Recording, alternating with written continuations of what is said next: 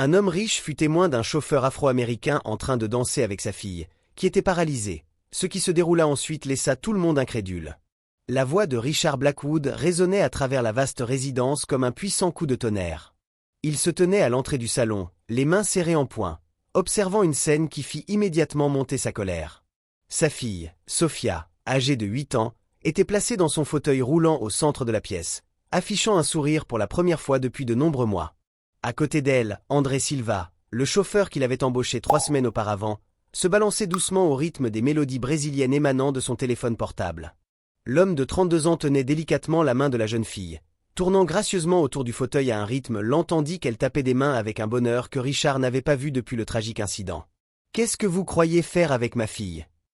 Richard se jeta sur André, qui cessa immédiatement de danser et lâcha la main de Sophia. Le sourire de la jeune fille disparut instantanément, remplacé par une expression de confusion et de peur. André garda son calme, les mains levées en signe de paix. « Monsieur Blackwood, je peux clarifier la situation. » « Clarifier, l'interrompit Richard, la voix lourde de fureur. Vous avez été engagé pour conduire une voiture, pas pour vous livrer à cette activité. Il désigna avec colère le téléphone portable, qui jouait toujours de la musique. Éteignez cet appareil immédiatement. Sophia commença à pleurer silencieusement, et André saisit promptement le téléphone pour arrêter la musique. Le silence qui suivit fut oppressant. Richard observa sa fille, puis André, et une sensation inconnue serra sa poitrine. « Papa, s'il te plaît, murmura Sophia, sa voix faible et brisée. André était simplement en train de m'apprendre à danser comme les autres enfants. »« Tu ne peux pas danser, s'exclama Richard, les mots échappant avant qu'il ne puisse les retenir. Tu es en fauteuil roulant, Sophia. Plus tôt tu accepteras ce fait, mieux ce sera. » Les muscles faciaux d'André tressaillirent légèrement, mais il resta silencieux. Il y avait un regard particulier dans ses yeux. Ce n'était ni de la colère, ni de la peur, mais plutôt une profonde compréhension que Richard ne parvenait pas à saisir. C'était comme si le chauffeur comprenait précisément le type de souffrance qui provoquait une telle réaction de sa part. « Monsieur Blackwood, dit André calmement, sa voix possédant un léger accent que Richard n'avait jamais remarqué auparavant. « Puis-je vous parler en privé ?»« Il n'y a rien à discuter, répondit Richard sèchement. « Rassemblez vos affaires. Vous êtes renvoyé de votre poste. » André hocha lentement la tête, mais avant de se tourner pour partir, il regarda Sophia une dernière fois. « Tu te souviens de notre discussion sur les papillons, ma petite ?» dit-il. « Certains naviguent différemment dans l'air, mais ils volent toujours. » Alors qu'André se dirigeait vers la sortie, Richard remarqua quelque chose qui le mit mal à l'aise. L'homme ne semblait ni surpris ni affligé, comme Richard l'aurait anticipé de quelqu'un qui venait de perdre son emploi. Il y avait un sentiment de tranquillité dans ses mouvements, comme s'il possédait un savoir que Richard n'avait pas. Sophia continua de pleurer, et Richard s'agenouilla à côté de sa chaise, tentant de la consoler. Cependant, ces mots sonnaient creux même à ses propres oreilles. « Pourquoi l'avez-vous renvoyé ?» demanda Sophia au milieu de ses sanglots. « Il m'a fait me sentir normal à nouveau. » Richard ne savait pas quoi répondre. Pendant 6 mois après l'accident qui avait paralysé Sophia de la taille aux pieds, il avait engagé les physiothérapeutes, psychologues et spécialistes les plus qualifiés que l'argent pouvait acheter. Aucun d'entre eux n'avait réussi à arracher un sourire sincère à sa fille avant l'arrivée d'André. En regardant Sophia essuyer ses larmes avec le revers de sa main, Richard se demanda s'il n'avait pas commis une grave erreur. Il y avait quelque chose chez ce chauffeur qui semblait incongru, quelque chose qui déclenchait des signaux d'alerte dans son esprit analytique, bien que pas du genre qu'il aurait anticipé. Si ce récit de préjugés et de révélations inattendues résonne avec vos émotions, n'oubliez pas de vous abonner à la chaîne, car ce que Richard était sur le point de découvrir à propos d'André allait profondément modifier non seulement sa perception du chauffeur mais aussi de lui-même d'une manière qu'il n'avait jamais imaginé possible. 3 jours s'étaient écoulés depuis la fin de son emploi, et la résidence Blackwood semblait être revenue à sa routine habituelle, calme et froide. Richard s'immergea dans son travail, se persuadant que sa décision était la bonne. Après tout, il ne pouvait pas permettre à des étrangers d'exploiter la vulnérabilité de sa fille, mais Sophia ne coopérait pas avec son intention de revenir à la normalité. La jeune fille refusa de quitter sa chambre, refusa ses repas, et pleura chaque fois qu'elle entendit le bruit des automobiles dans l'allée, espérant le retour d'André. Les physiothérapeutes employés par Richard rapportèrent une opposition totale. Elle refusa simplement de s'engager dans toute activité. « Papa, pourquoi André ne revient-il pas ?»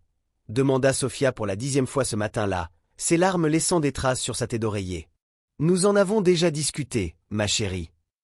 Il ne convenait pas au poste ici, répondit Richard, ajustant sa cravate devant le miroir. La réunion avec les investisseurs japonais ne pouvait pas être reportée, même avec le tumulte domestique. Mais il me comprenait, murmura Sofia, tournant son visage vers le mur. Pendant ce temps, dans une autre partie de la ville, André Silva était assis à sa modeste table de cuisine, tapant calmement sur un ordinateur portable qui était clairement déplacé dans son humble appartement. L'écran affichait une série de courriels en anglais, français et portugais, une correspondance qu'un simple chauffeur ne devrait jamais être en mesure de maintenir. Son téléphone sonna. Docteur Silva, la voix à l'autre bout parla en français. L'université souhaite confirmer votre disponibilité pour la conférence sur la neuroplasticité la semaine prochaine. Je dois la reporter de quelques jours, répondit André dans la même langue, son regard fixé sur une photographie qu'il avait discrètement prise de Sofia pendant l'une de ses leçons de danse. J'ai une situation unique qui requiert mon attention. Richard ne s'était jamais donné la peine d'enquêter en profondeur sur le passé d'André Silva. S'il l'avait fait, il aurait découvert que l'individu qu'il avait employé comme chauffeur possédait un doctorat en neurosciences de la Sorbonne, spécialisé en musicothérapie et thérapie par le mouvement pour les enfants souffrant de traumatismes neurologiques, et qu'il avait abandonné une carrière académique prometteuse à Paris suite à une tragédie personnelle. Mais il y avait quelque chose de plus, quelque chose que même l'enquête la plus exhaustive n'aurait pas révélé. André connaissait la famille Blackwood depuis bien plus longtemps que Richard ne l'avait imaginé. Alors que Richard se préparait pour une autre journée à tenter d'ignorer les sanglots de sa fille, son assistant personnel, James, entra dans le bureau avec une expression inquiète. « Monsieur Blackwood, je dois vous signaler quelque chose d'inhabituel, déclara James, consultant sa tablette. Le chauffeur que vous avez renvoyé. Il n'a fait aucune tentative pour contester le licenciement. Il n'a pas demandé de référence. Il n'a pas semblé affligé du tout. » Richard fronça les sourcils.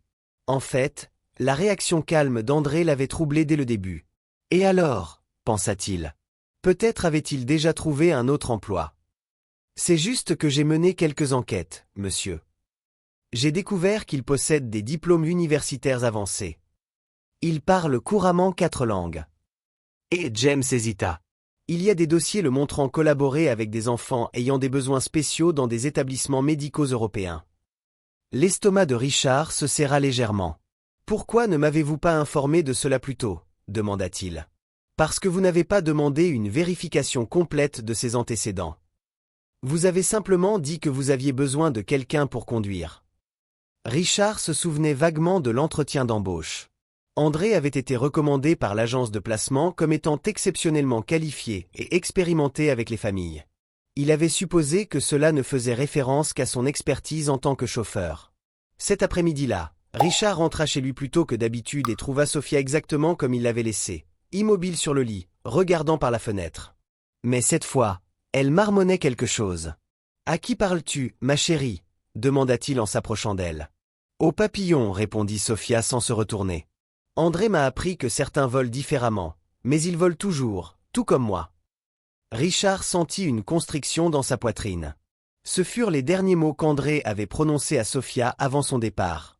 Plus tard, après que Sofia se fut endormie, Richard se retrouva à marcher vers le garage où il trouvait André en train de nettoyer la voiture et de fredonner tranquillement.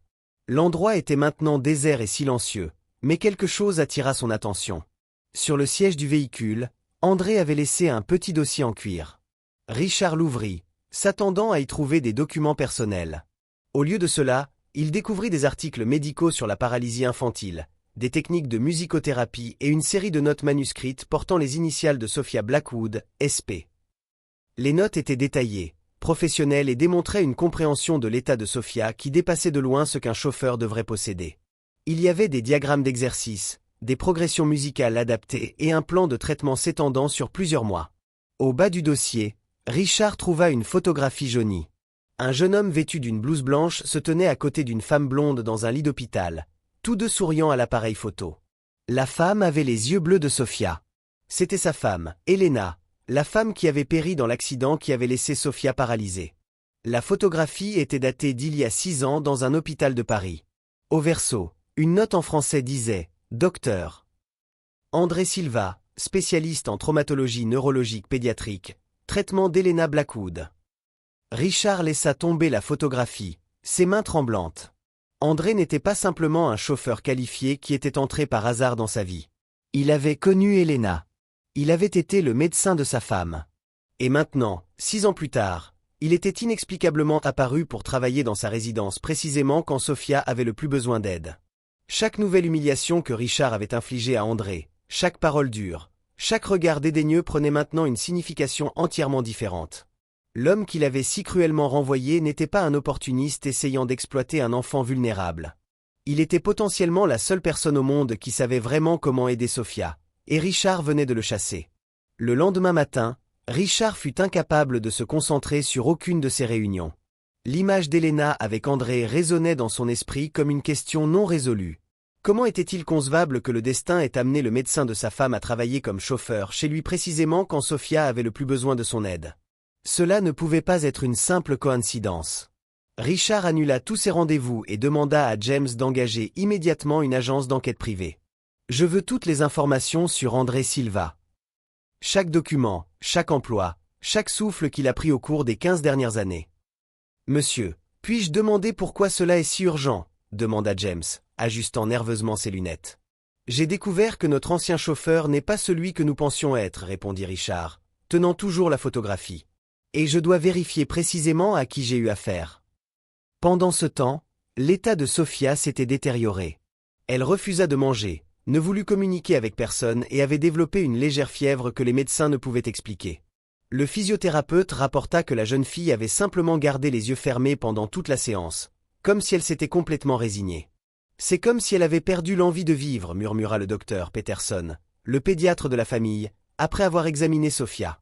Parfois, les enfants qui ont subi un traumatisme développent des attachements émotionnels très spécifiques, lorsque ces liens sont brusquement rompus. Êtes-vous en train de dire que ma fille est malade parce que j'ai renvoyé un chauffeur? Richard l'interrompit, sa voix lourde d'incrédulité et d'irritation. Je suggère que vous avez peut-être sous-estimé l'importance de cet individu. Dans son rétablissement. Cet après-midi-là, le rapport de l'agence arriva par courriel crypté. Richard s'isola dans son bureau et commença à lire, ses certitudes se désintégrant page après page. André Silva avait obtenu un diplôme de médecine de l'université de Sao Paulo, s'était spécialisé en neurologie pédiatrique en France, et pendant 6 ans avait travaillé à l'hôpital Necron-Faune Malade à Paris, le même établissement médical où Elena avait été traitée pendant une période de recherche. Mais il y avait plus, beaucoup plus. André avait perdu sa propre fille dans un accident de voiture 3 ans auparavant. Luna Silva, âgée de 5 ans, était décédée dans des circonstances similaires à celles qui avaient laissé Sofia paralysée. Suite à la tragédie, André abandonna la médecine conventionnelle et commença à développer des techniques thérapeutiques non conventionnelles par la musique et le mouvement pour les enfants traumatisés. Le rapport incluait des articles scientifiques publiés par André, des citations dans des revues médicales internationales, et quelque chose qui glaça Richard jusqu'aux os. Une interview qu'il avait donnée à un journal français 2 ans plus tôt, dans laquelle André mentionnait son intention de trouver d'autres enfants comme Luna et de leur offrir une seconde chance de sourire. Richard décrocha le téléphone et composa le numéro d'André. Le téléphone sonna plusieurs fois avant qu'une voix calme ne réponde. « Je sais que vous avez découvert ma véritable identité, dit André sans même attendre de salutation. Pourquoi ne m'avez-vous pas informé dès le début? Demanda Richard, sa voix trahissant un mélange de colère et de confusion. Parce que des hommes comme vous n'emploient pas d'anciens médecins pour conduire des véhicules. Vous embauchez des chauffeurs. Et Sofia avait besoin de quelqu'un qui pouvait être autour d'elle sans susciter de soupçons ou d'attentes. Des soupçons?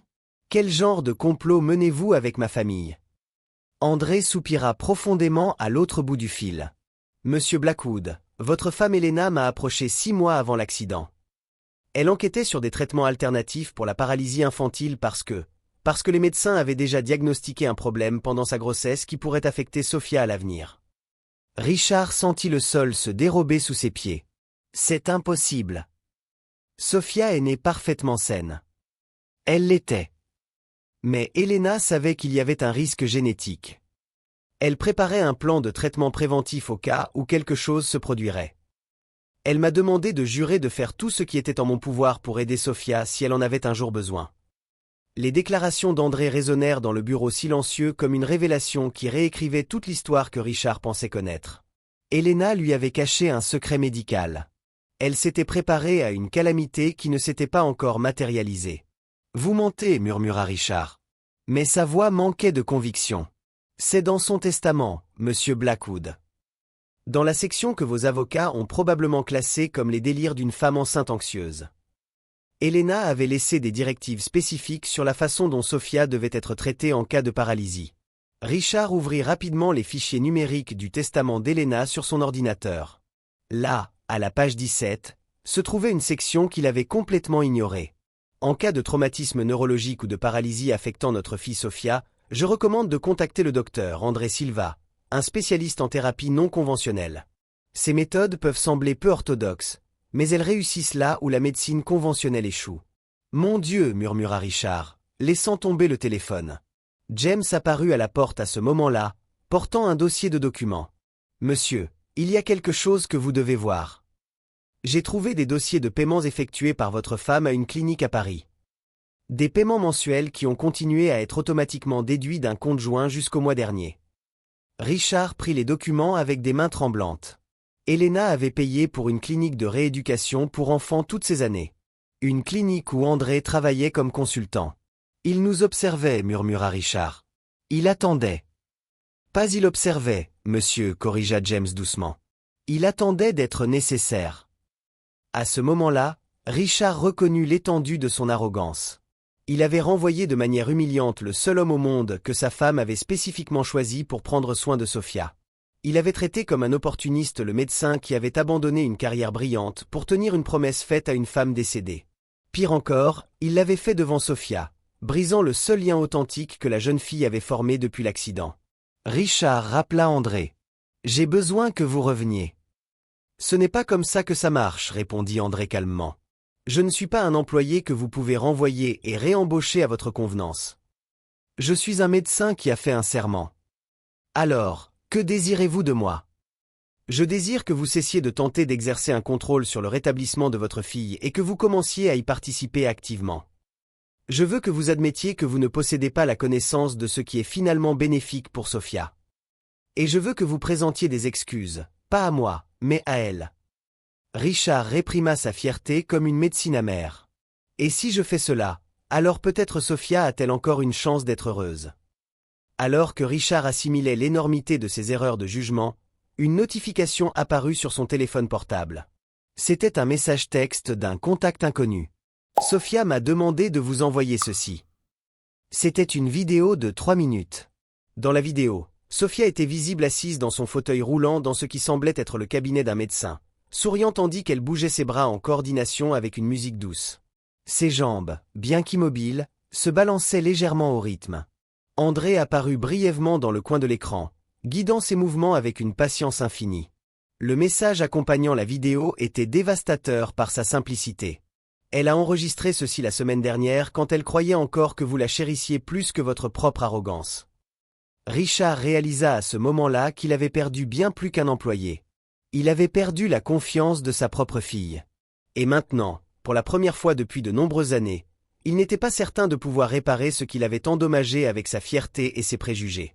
Mais en regardant la vidéo pour la 5e fois consécutive, une autre résolution commença à se former dans sa poitrine. Ce n'était pas la résolution de commander, mais l'humilité d'acquérir des connaissances. Et peut-être, juste peut-être, il n'était pas trop tard pour devenir le père que Sofia méritait d'avoir.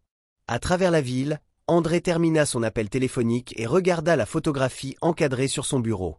Luna, sa fille, souriant dans un fauteuil à bascule peu avant l'accident. « Un de plus, ma petite, murmura-t-il. Nous allons en sauver un de plus. » Richard se rendit à l'appartement d'André sans préavis, le rapport d'enquête serré dans sa main tremblante. Il le découvrit assis sur le balcon, plongé dans un livre français, comme s'il avait anticipé cette visite. « Vous avez orchestré tout cela, » déclara Richard abruptement, montant les marches menant au petit appartement dès le premier jour.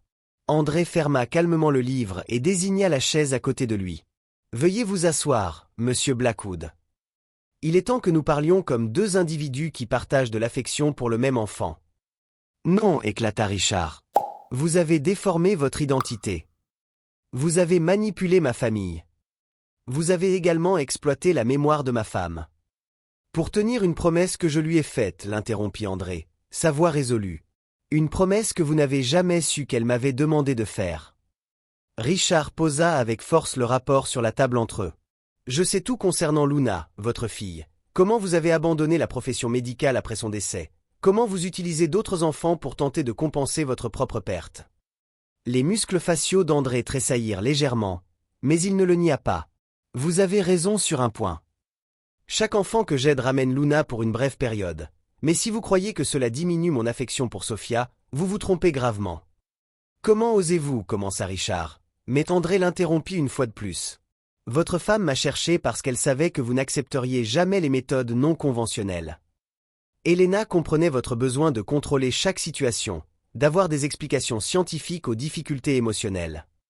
Elle m'a demandé de promettre que si quelque chose arrivait à Sophia, je trouverais un moyen d'être là, même si cela signifiait déformer ma véritable identité. André ramassa une lettre jaunie sur la table. Elena a écrit ceci pour vous, mais elle m'a demandé de ne vous la remettre que lorsque le moment opportun serait venu. Richard reconnut immédiatement l'écriture distinctive de sa femme. Avec des mains tremblantes, il ouvrit la lettre et lut à voix haute. « Richard, si André vous présente cette lettre, cela signifie que notre fille a besoin de son aide et que vous y résistez. Cessez d'essayer de réparer Sophia et commencez à l'aimer pour qui elle est. Permettez à André de l'aider. Il a perdu sa propre fille, mais il a la capacité de sauver la nôtre. » Des larmes commencèrent à couler sur les joues de Richard. « Pourquoi ne m'avez-vous pas informé de cela dès le début » demanda-t-il. « Parce que vous n'étiez pas prêt à le comprendre. Vous aviez besoin de voir Sophia sourire à nouveau pour comprendre que tout ne peut pas être contrôlé ou acquis. » À ce moment-là, le téléphone de Richard sonna. C'était Carla l'infirmière, et sa voix était alarmée. « Monsieur Blackwood, vous devez rentrer chez vous immédiatement. » Sophia, elle est sortie du lit. Elle essaie de marcher seule et refuse d'arrêter tant qu'André ne revient pas. Richard sentit son monde s'effondrer pour la deuxième fois ce mois-ci. « Je rentre à la maison, dit-il à André. Vous m'accompagnez. »« Pas en tant que votre employé, répondit André fermement.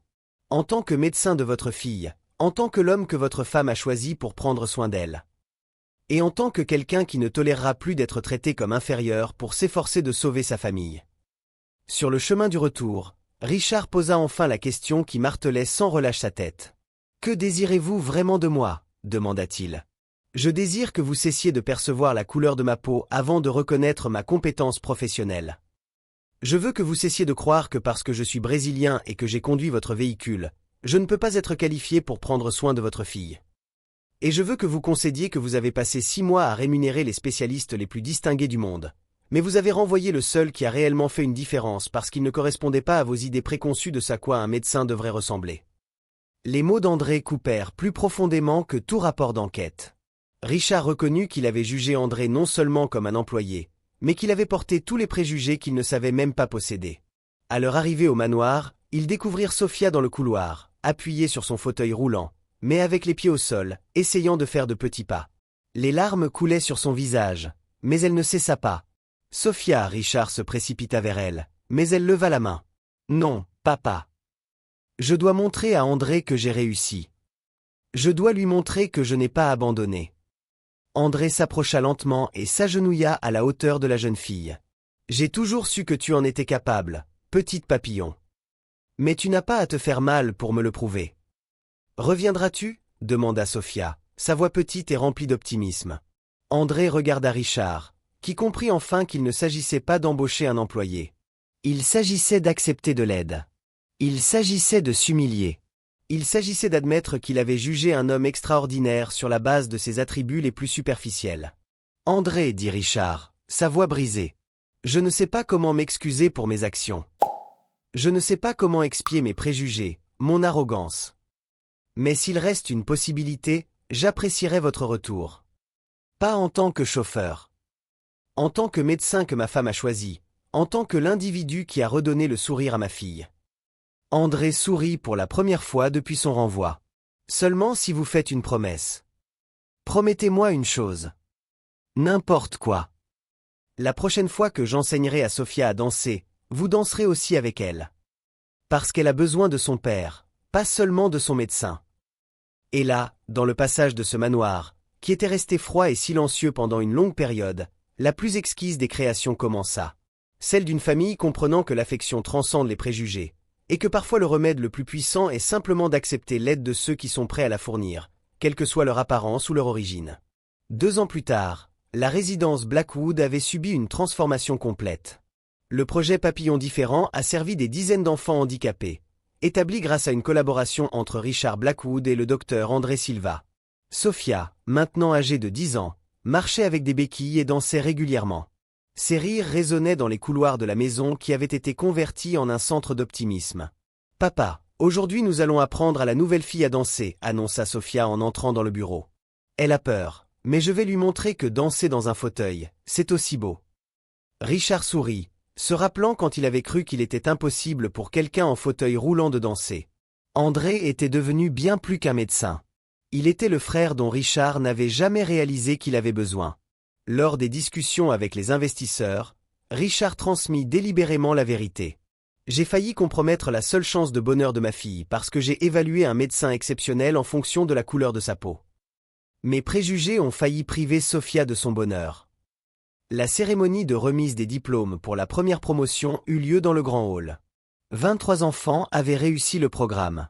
Sophia monta sur scène avec ses béquilles et réalisa une chorégraphie qu'elle avait créée de manière indépendante. « Il y a 2 ans, je croyais que je ne connaîtrais jamais la joie, déclara-t-elle au microphone.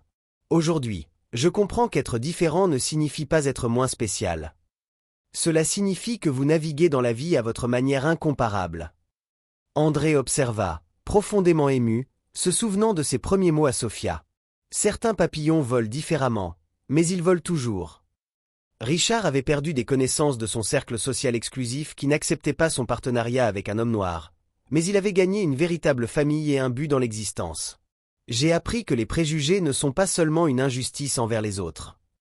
C'est un enfermement que nous construisons pour nous-mêmes, déclara-t-il lors d'une interview nationale. Quand j'ai finalement perçu André pour ce qu'il était vraiment, je n'ai pas seulement sauvé ma fille, je me suis sauvé moi-même. L'initiative a fourni des services à 300 familles par an. André a diffusé sa méthodologie gratuitement aux professionnels de la santé du monde entier. Richard a découvert que construire des vies était plus gratifiant que d'accumuler des richesses. Le manoir qui avait été une tombe silencieuse vibrait maintenant de mélodie et d'anticipation. Richard a démontré que la vengeance la plus efficace contre les préjugés est de les transformer en voie vers un monde meilleur. Si ce récit vous a révélé comment nos jugements peuvent obscurcir les miracles qui sont directement devant nous, abonnez-vous à la chaîne pour d'autres récits qui prouvent que la grandeur humaine n'a aucune corrélation avec la couleur de peau ou le statut social.